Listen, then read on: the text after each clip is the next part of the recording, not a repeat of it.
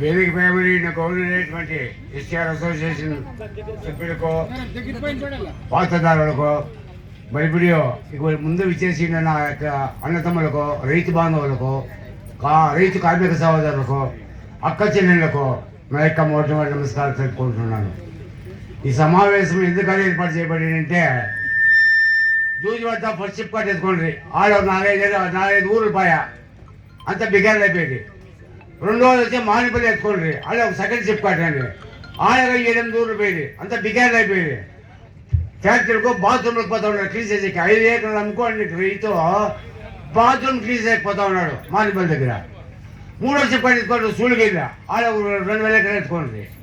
4వ ship card Uddin వెళ్ళా, ఆడ 2000 ఎకరాలు ఎత్తుకోండి.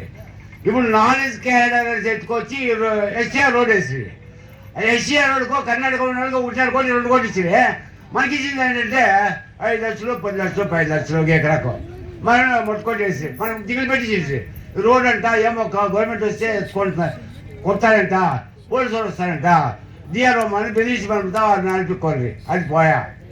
ఇప్పుడు ఎస్టీఆర్ ఇప్పుడు క్యాడర్ ఇప్పుడు నాలెడ్జ్ క్యాడర్ ఎత్తుకొస్తా ఉన్నారు.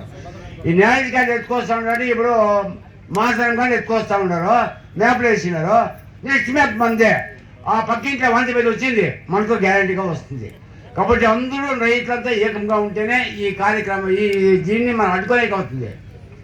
ఉదాహరణకి ఎత్తుకుంటే సేలంతో వచ్చి ఓ రోడ్ వేస్తాం, సేలం నుంచి మెడ్రాస్ రోడ్ వేస్తామని వాళ్ళు రైతులు ఒప్పుకోలే. మీకు 50 లక్షలు ఇస్తామా ఎకరకారు, ఎవరు మాకు నేల దుడ్డు ఇవ్వద్దు, మా నేల మేము ఇచ్చేద్దు, మేము ఇచ్చి ఏమేమో ప్రయత్నం చేసేది. నేల వేయలే వాళ్ళకి, రోడ్డు వేయలే, రోడ్డు అట్టే నిలిచిపోయా. కారణం ఏమప్పటికీ అక్కడ ఇంట్లో ఉండే బిడ్డ బాబులు వచ్చుకోకుండా రోడ్ల మాకు వద్దాయని రోడ్డు, కాబట్టి వచ్చి వాళ్ళు వేయలే రోడ్డు. కాంచీపురం పోయి ఎయిర్పోర్ట్ వేస్తామని చెప్పి ఎయిర్పోర్ట్కి పోతే వాళ్ళు ఏం చేసి 14 రోజులు వచ్చింది, ఆడవాళ్ళు అంటే స్టాప్ చేసి వాళ్ళు. ఇప్పుడు మనతాకు వస్తూ ఉన్నారు, ఎయిర్పోర్ట్ వేస్తాం మీరు తక్కువ చెప్పి 3000 ఎకరాలు కొడతామని వస్తూ ఉంటారు. మనోళ్ళం అంటే వాళ్ళు ఒక రాజకీయమో వీళ్ళు ఒక రాజకీయమో, రైతులే బాగున్నారు అన్నయ్య, రైతులే మనము మన తాత ముత్తాత కలిసి ఉండే భూమి అయింది. ఈ భూమి పోయినాక మనం అంతే మనం బికాయలు అయిపోతాం. మనము వచ్చే చుట్టూ మన దగ్గర 5 ఏళ్ళు కూడా ఉండేది, మన బిడ్డకి ఏముండేది అక్కడ చేతప్పుల ఏం కాని బట్టి నాలెడ్జ్ కానీ ఐటీ పార్క్ కానీ వ్యాపారం కానీ మాకు వద్దు, మాకు ఉండే నేల చాలు, మీరు మాకు ఇంకేమి ఏదన్నా బియ్యం ఏదన్నా బెల్లం ఏదన్నా చక్కెర ఏదన్నా మన బికారు చేయదన్నా అని చెప్పి మన రైతులంతా ఉయ్యమాటిపోయి ఉండి ఈ నాలెడ్జ్ కార్డును అడ్డుకోవాలని చెప్పి నాకు అవకాశం రైతులు కదా